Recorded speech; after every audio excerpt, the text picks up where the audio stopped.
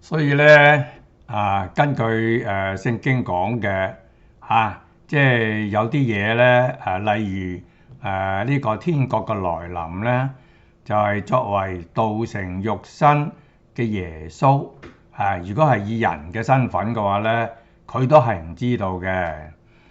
咁我哋呢個基督徒咧係相信咧，即係一切都係由上帝天主係掌管係控制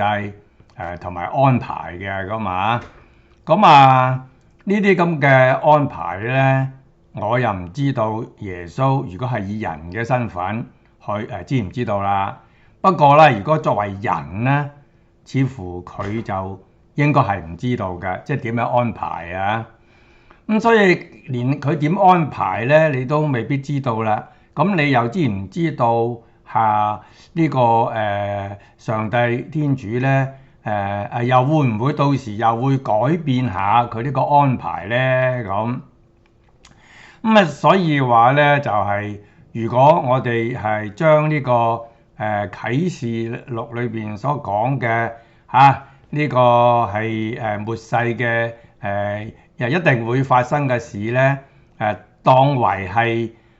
必然會發生嘅話咧，咁就好容易咧係陷入一種定命論